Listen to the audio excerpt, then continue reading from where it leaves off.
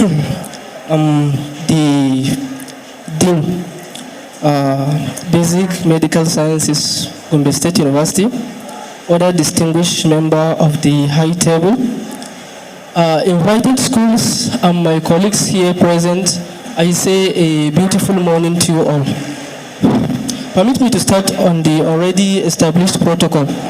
My name is Umar Farouk Abdullahi, a final year medical student.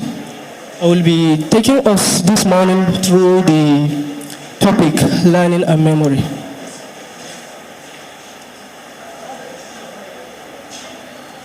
Okay, so by way of introduction, memory and learning is not a new concept to us. Of course, we learn every day. Like one of our professors used to say, if a day passes by and you did not add anything to your knowledge, believe me, you have wasted that day. So, learning and memory are part of higher intellectual functions. Learning is defined as the process by which new information is acquired.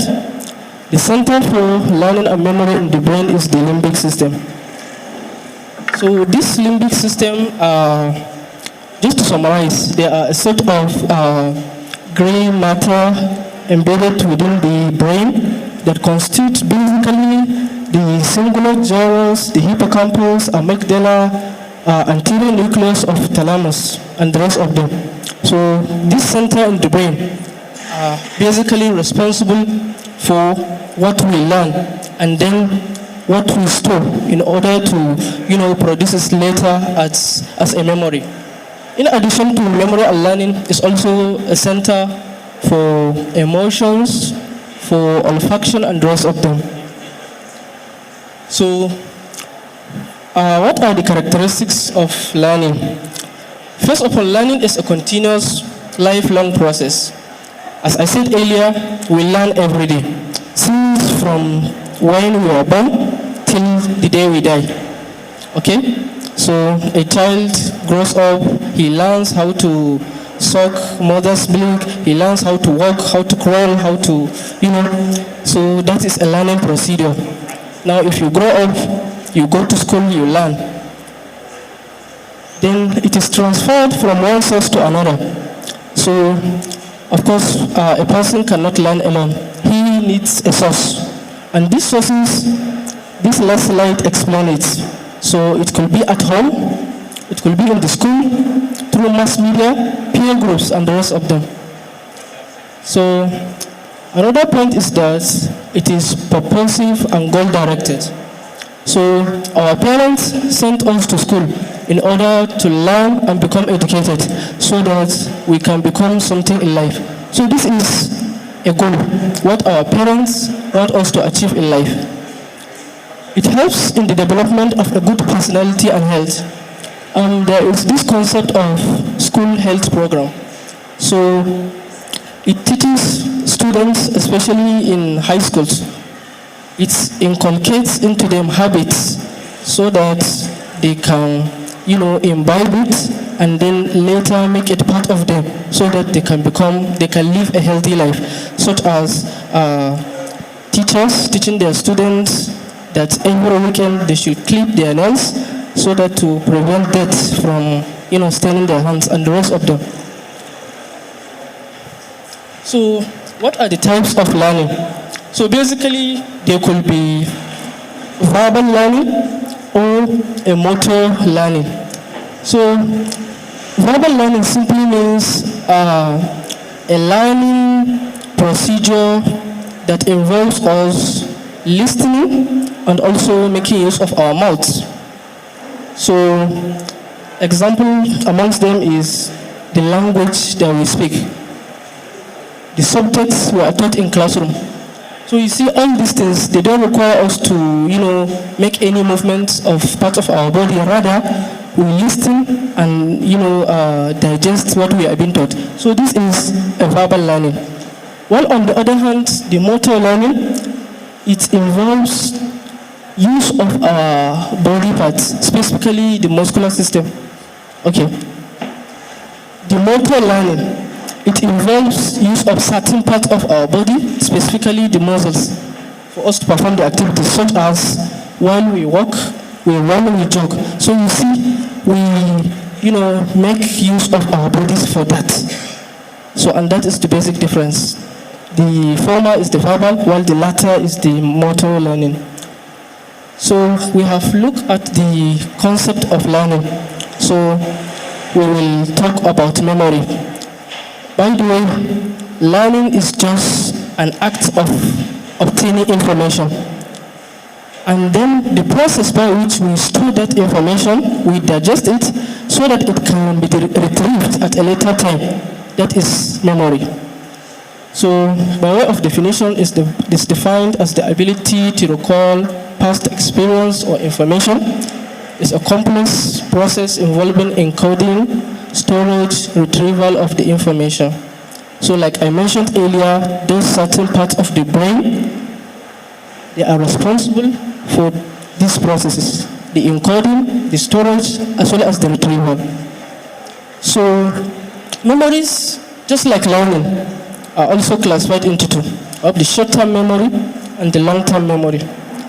So the short-term memory, as the name implies, it is short. So that means what the person has learned is only stored there for a very short period. So an example is when, for example, a food, a breakfast that somebody has taken 2 days or 3 days ago might not be actually remembered today. So that means the person has not taken it as that important for him to, store it in his memory. That is why it is a short-term memory. While for the long-term memory, a person stores the information for a longer period of time, such as your date of birth. I believe that none of you here, if I will ask, that has forgotten his date of birth, simply because he takes it as important, and also the brain has taken that as important also. So this is just an experiment or a practical conducted many years ago by a scientist, Ivan Pavlov, who experimented on dogs. It's simply a concept of conditioning and unconditional reflexes. So by unconditional reflex, it means that those are reflexes that are present without you learning them. So they are imbued within you ab initio, since when you are birth.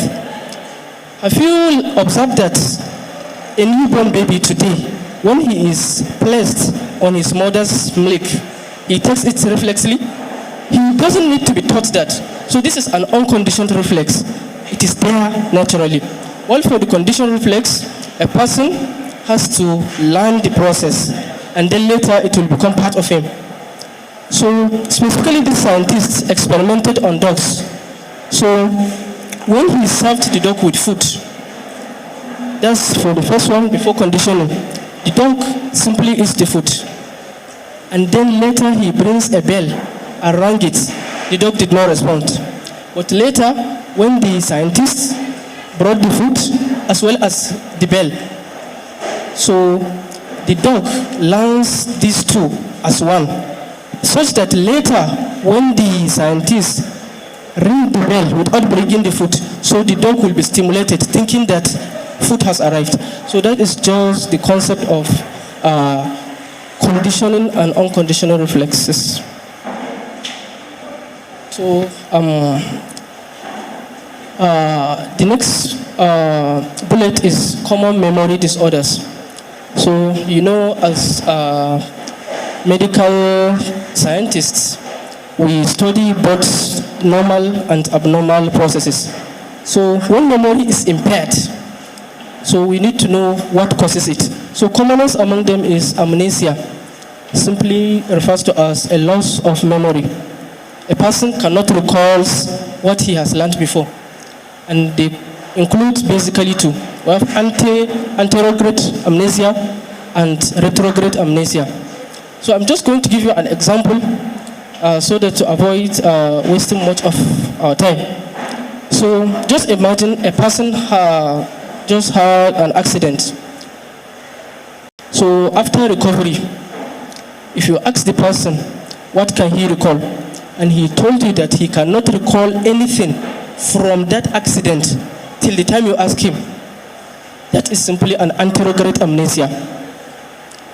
While if he cannot remember anything at all, right from the moment before the accident till even after the accident, that is a retrograde amnesia.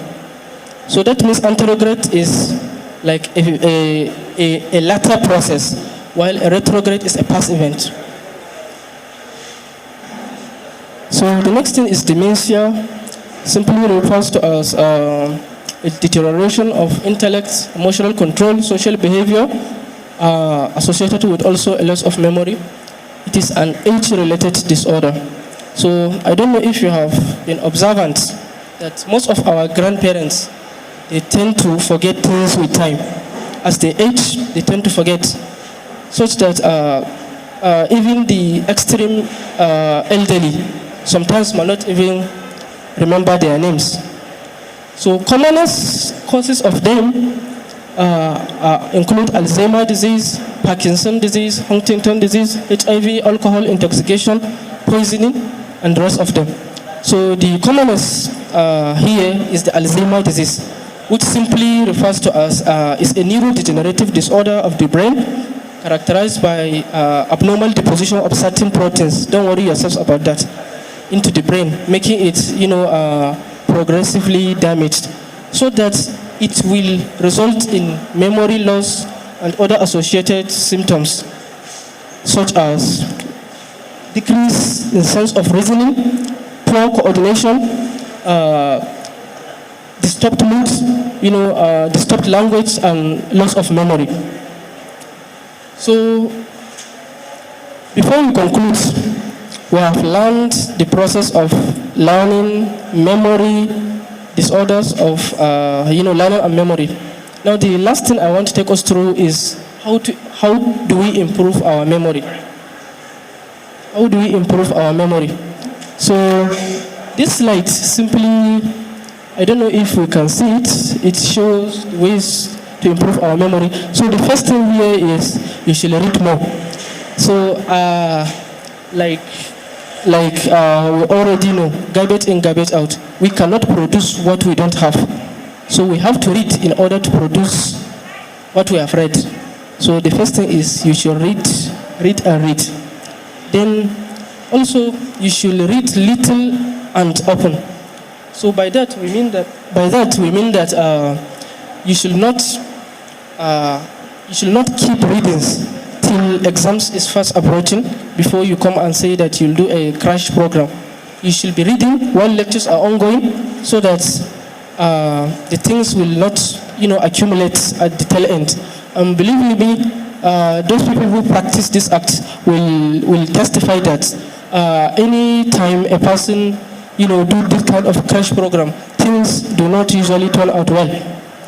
The next thing is try to know why you are reading a particular concept. Don't just cram. Of course, there are some things that we need to cram, but there are things that we need to cram, but we also need to understand them. If we understand, we don't easily forget what we read. The next point is we should be getting enough sleep. The standard says that at least in a day a person should get a sleep for nothing less than 8 hours. That's roughly 1/3 of the day. But believe you me, for the secondary school guys, it is feasible. But then if you come higher, you will realize that time is not on your side. And let me give you a specific example. Somebody like me, I don't think this is practiced. Our teacher used to say that any medical student who sleeps for a duration of greater than 3 hours is not a serious student. So you see, but then it can be an exaggeration, but then it is really difficult if you find yourself, in this situation. Then the next thing is you should carry out group discussion. Group discussion is simply you read something, then you ask your friend to also read a similar thing. Then you come and exchange ideas. And by that, trust me, it will stick to your brain because you solidify what you have read, and also you might get additional information from your other colleague and vice versa. Second to the last is you should rest, you should drink water, and you should also carry out exercises regularly. So these things are just mechanisms to increase blood flow to your brain. Because if you realize that any moment that you are tired and hungry, you don't assimilate much, simply because the blood supply to the brain has been diminished. So if you rest, you eat, definitely that one will be reversed and you'll have a better assimilation. The last thing is practice, practice, practice. So you may learn something today and be asked tomorrow and you forget. But if you keep on repeating the same thing, you repeat, believe me, it's going to stay.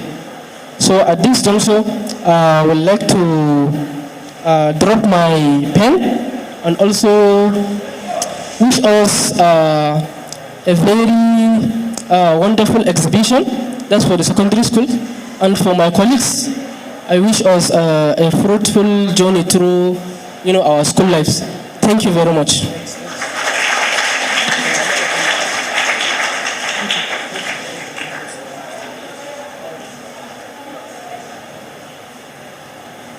Thank you so much, Mr. Umar Farouk.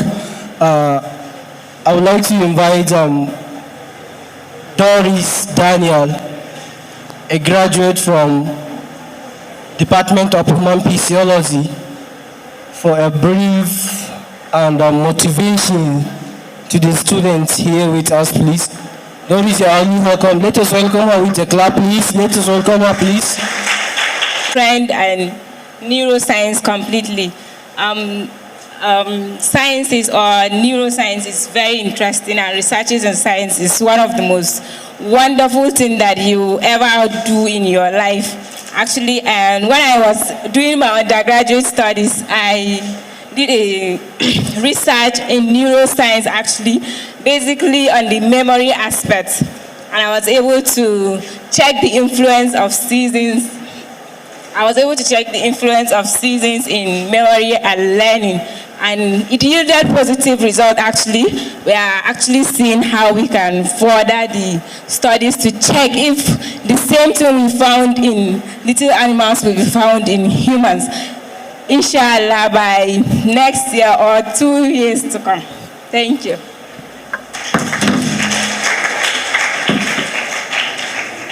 Okay, don't stay. Prof have something to add. Okay, you can go. I intended not to say anything about Doris, but I just felt it's very good to share. Sometimes I have 100% belief in Doris that she has passion for science.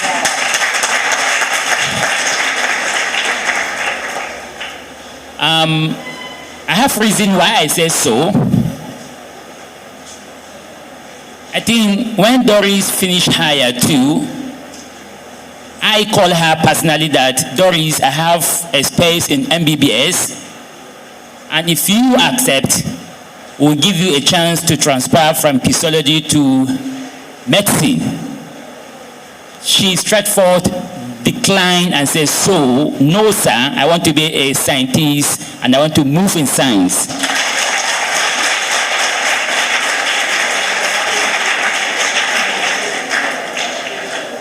So, in front of us is a great scientist, is a great scientist, inshallah, and we are going to be proud of Doris one day, one time, because she has the passion, and we are ready to encourage, to support her to be a great woman scientist, God willing. Thank you very much.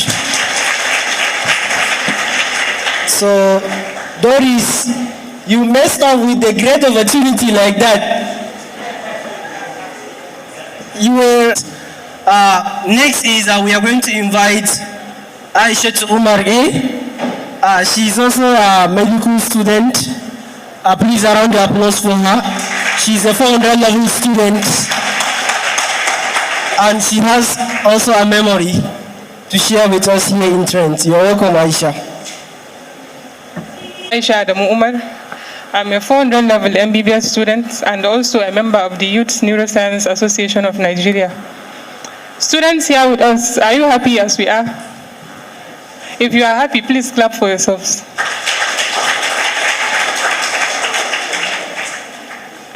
I'm not much of a storyteller actually, but I'm here to share my brief experience with Trend as written here. I graduated from one of the secondary schools here, Gombe International School.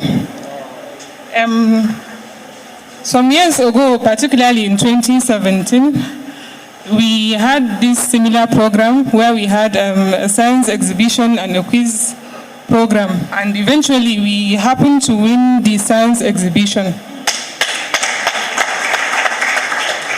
So fast forward to and actually it was a motivation because I got admission to study MBBS here in Gombe State University. So fast forward to my 200 level, we got to know that one of our lecturers in person of Dr. Mustafa Shehu Muhammad was one of the Trend coordinators, and he recognized us and we actually formed this wonderful team here present. So this was one of my experiences with Trend. Unbeknownst to me, it was just the starting point of being part of this phenomenal team. Last year we had this program and it was a success. We visited several secondary schools where we had this similar program. We had quiz competitions, motivational speech, and a lot of things. And this time around, we are here again and we hope, inshallah, it will be a successful one. Trend has inspired me to believe in myself and to appreciate my potentials, to believe that I am all but human, capable of making mistakes, but having the opportunity to improve and be the best version of myself. We are looking forward to seeing you as members of the Youth Neuroscience Association of Nigeria and also our future neuroscientists. If you can dream it, you can do it. I was here in 2017 as a student participating in the exhibition and the quiz competition, and now I'm here as a member of this wonderful organization. Thank you so much. I wish you all the best.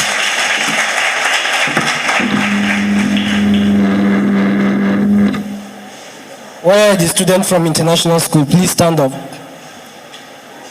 When she was saying she graduated from Gombe International School, you guys are just silent like that. Please appreciate her with a clap, please. I believe that she really made you guys College of Basic and College of Medical Sciences, Gombe State University. Thank you so much, Aisha. I would have loved to invite one of our amazing and lovely leaders, the person behind many people achievements and development, and also the person who always motivates students to do well in College of Medical Sciences. He is no one but Mohamed Isa Alawi, 600 level student from College of Medical Sciences, and also the president, Gombe State Medical Student Association, Gombe State chapter. Please, a round of applause. Good morning, students. Good morning, sirs. I'm going to continue from where my colleagues stop. I'm going to talk about anxiety and anxiety disorder. So as you can see, can you all see this red area in the brain? Can you all see? This is the amygdala, which is the area that is concerned with fear, anxiety, and emotion.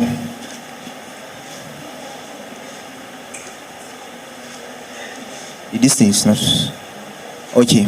So I'm going to follow this outline, define anxiety, causes of anxiety disorder. We just look at the physiology and the anatomy of the anxiety disorder, symptoms of anxiety disorder, and then the treatment option for anxiety disorder. And then we conclude. But before we start, I would like to be more practical. I would like to call one of our students randomly. Please, can you come? Please, yes. Just come. Come to this.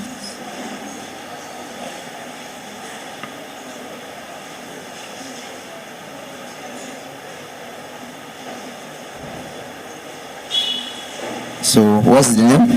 Lenja Abduzerki. Okay, so you are welcome. So I would like to ask you a question, but the question is going to be very simple, and I'm going to try my best to make the question to be simple so that you can be able to answer. Are you ready for the question?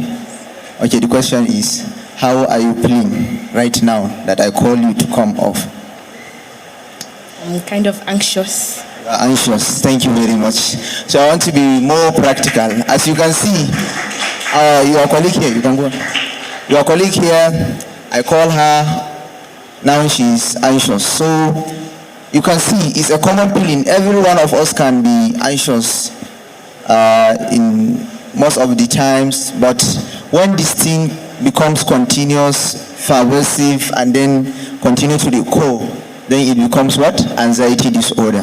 So as you can see, anxiety by definition is defined as the persistent worry and tension occurring more than for at least 6 months. So what are the causes of anxiety disorder? So as you can see, we have genetics. So when people have genetic predisposition to develop anxiety disorder, you have nothing much to do but to offer treatment for them. We have environmental factors. Part of these environmental factors, we have all these. For example, someone had bad memory that is coming back. That's something like post-traumatic disorder. So that is disturbing the person. And then we have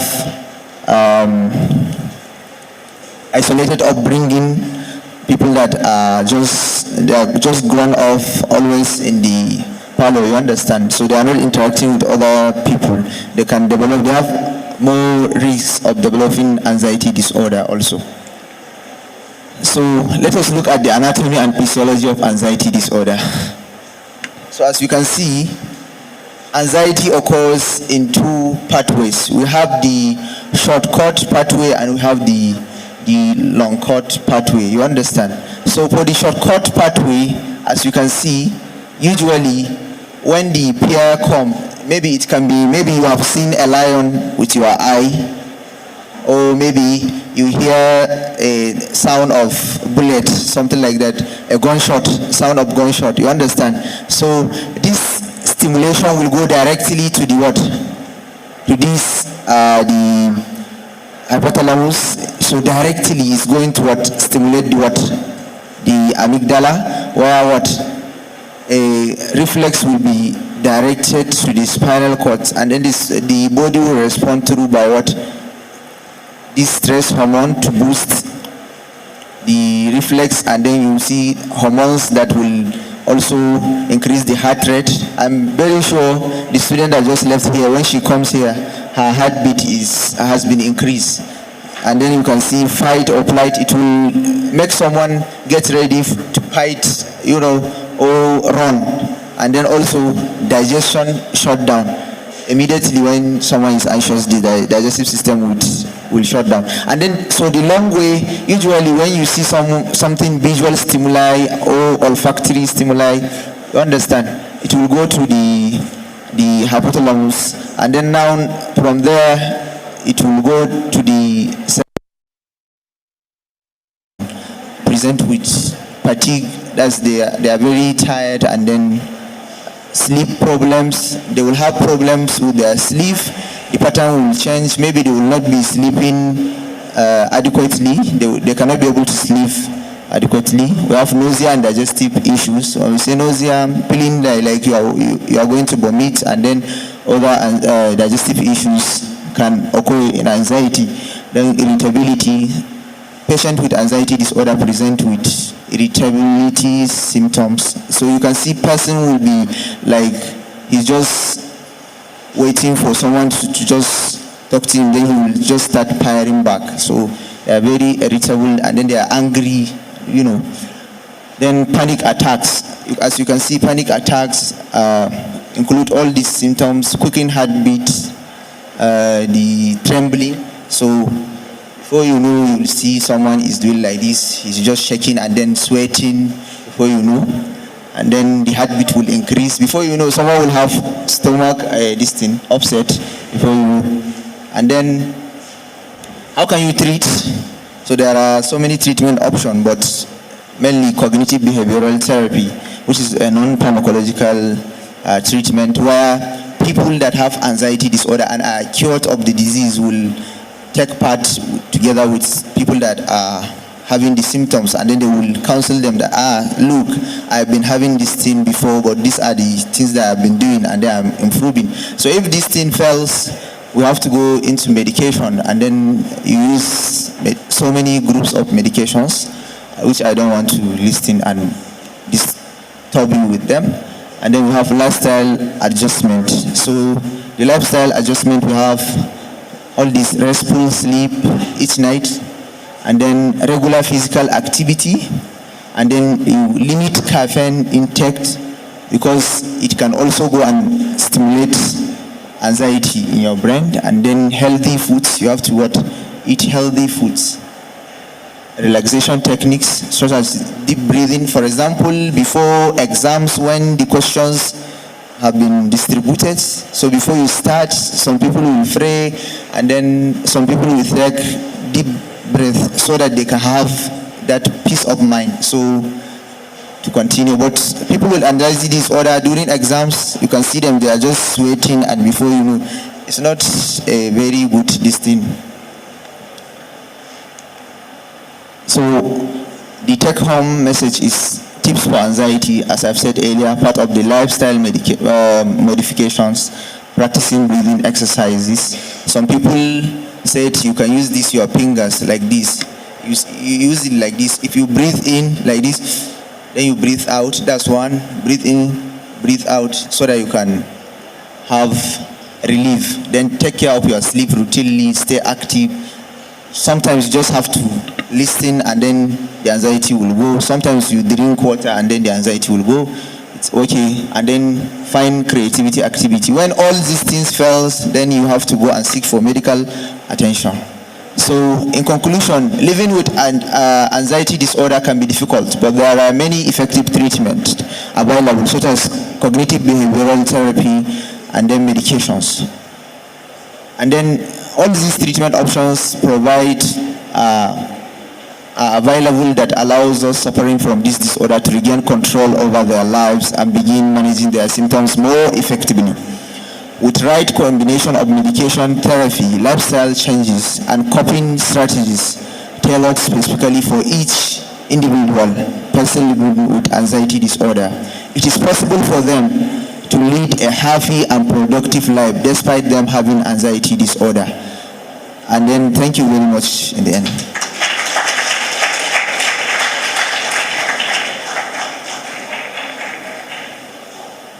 Please, a round of applause for him again, please.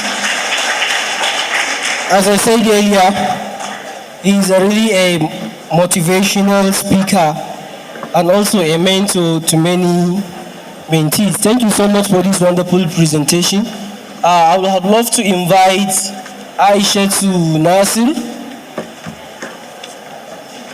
Bafa, 100 level student from College of Medical Sciences. Please, a round of applause for her. She too has a story to share with us. You're really welcome, Aisha. We'll hear whether it is easy to make it to the college or it is not easy to make it there. Thank you so much. Ladies and gentlemen, highly respected guests, good morning to you all. My name is Aisha Nasir Bapa, and I'm here to share with you my story, how I got motivated into the medical school. Last year, just like my friends here, I was a normal secondary school student. I graduated from Parent Resource Academy. And a trend here decided to grace my school with a present. they graced us with their presence. They, with the outreach program, did a lot of motivational stuff like about neuroscience, the science of the brain, how it operates and everything. I was very amazed. Like, do you know that the brain storage capacity is considered to be virtually unlimited? Fascinating, right? I was very amazed. So from there, from a normal secondary student, I became a really big fan of medical science, neuroscience to be specific. So from then, here I am now, a medical student in the College of Sciences, on my journey towards achieving my biggest dream.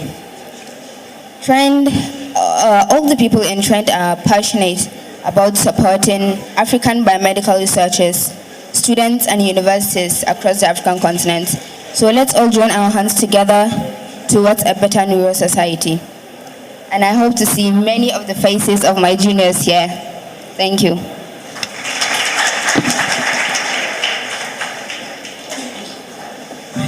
Thank you so much, Aisha. I'm surprised when I see that she's a 100-level student from College of Medical Sciences, but have the courage to stand in front of you guys to give you a motivation speak. Thank you so much, Aisha, for that.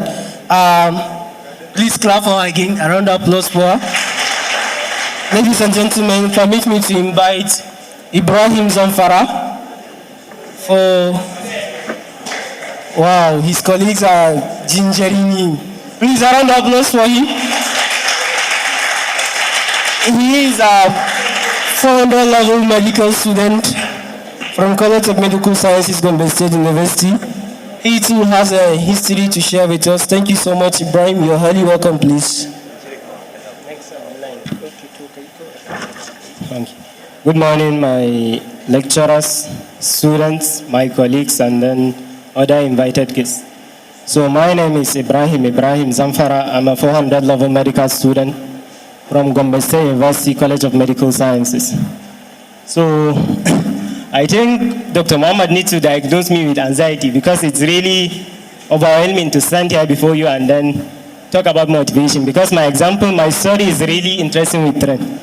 So initially I wanted to be an architect, but in 2013, Trend went to Gombe Children High School, the school I graduated from, and then though I was not part of the team, but I was an audience there. So I started developing the interest to study medicine in particular.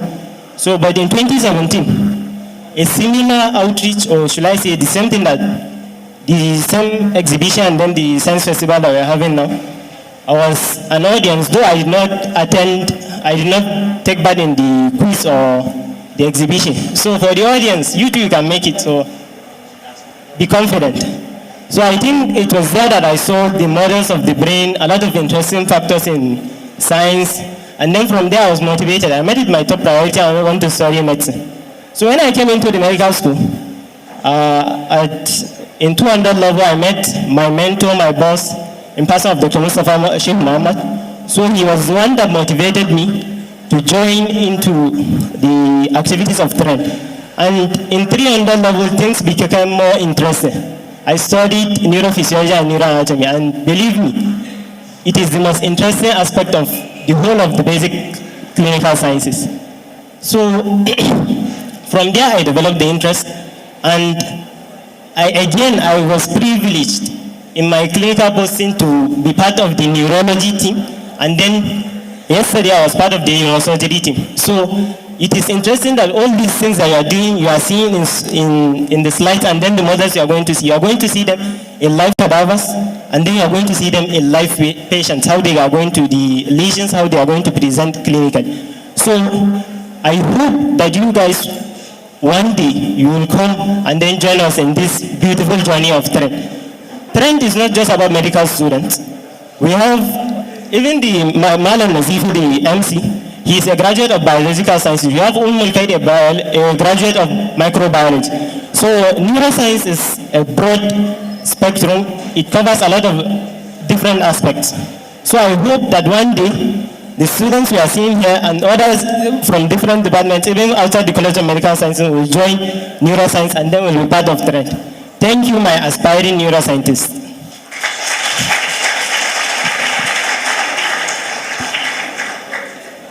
Thank you so much, Ibrahim Zamfara. He said he wants to study, he wants to be an architect, but now a medical student by being motivated from Trent in Africa. Thank you so much for sharing your memories with us. Ladies and gentlemen, let me quickly invite the one of it is kind, the president, Youth Neuroscience Association of Nigeria, 600 level medical student in person of Dr. Imekin Abdullahi Muhammad Suleiman. You're highly welcome, sir. And we wish you a lovely presentation.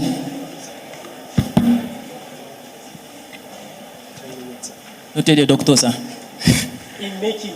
Okay, thank you, sir. Good morning, all. Good morning, sirs. And good morning, my future neuroscientists. My name is Abdullahi Suleiman, as well explained by the MC, sir, and I'm here to talk on bipolar disorder. So, bipolar disorder. We know that in physics we have positive and negative, but now why will I come and start talking to you about bipolar, like pulse, and I'm still trying to talk about brain.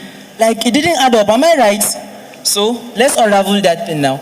Bipolar disorder is a mental condition which is characterized by extreme mood swings between periods of elevated energy and activity, which we refer it as mania, and periods of extremely low mood, which referred as depression.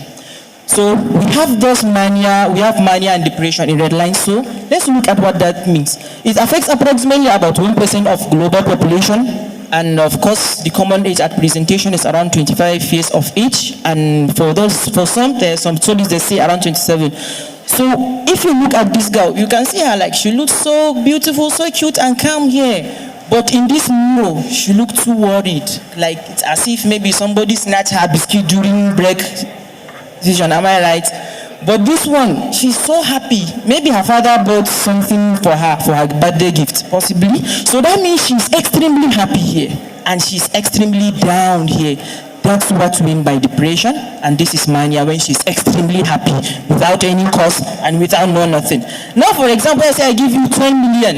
Yeah, you'll be happy. But for you to be joyful, maybe if it's for just few minutes, yeah, it's okay. But maybe for more than 2 weeks, then I'll start thinking maybe, let me not say. So, depression is a mood disorder that causes a persistent feeling of sadness and loss of interest in everything. While mania is a psychological condition that causes a person to experience unreasonable elated mood, euphoria, excessive happy, hyperactivity, and even delusions. Someone will tell you that, I think I can see my grandparents. So my grandparents used to come and visit me at night. We even used to gist, we even used to eat food sometimes. Definitely something is going wrong, so long as the grandparents are not alive. So that person might be maybe manic. So let's talk about the parts of nervous system that is involved in this condition. Most of you read that brain factor, we gave it to you, so it won't be a big deal, sha. This is a human brain. I have it in here. Me too, just like you have it all. So, first of all, it affects the gray matter. There is some things that affect the gray matter, and we know gray matter is one responsible for coordinating almost everything that we do, from movements and other things.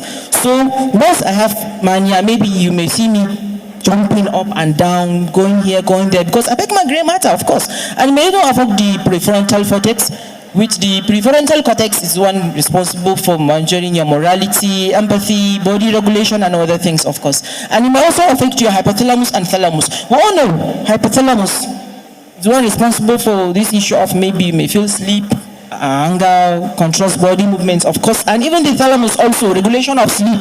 You see that if person is manic, you see him like he's always awake. He don't even like to sleep, he's always happy. And when person is depressed, you will see that he will just be sleeping. You don't even want to be going to class. You find out that you will be going to Ajibakwai. There is one thing that we used to call it Ajibakwai. When you are in SS3, you'll be going to Ajibakwai because you hate Boko that time. So we might notice that also. And there's also, it affects the amygdala and hippocampus for memory. Maybe you might even be like, teacher will be teaching him in class, but you won't even be attentive. You won't even listen. You won't do his math assignments. Maybe he's having bipolar, who knows?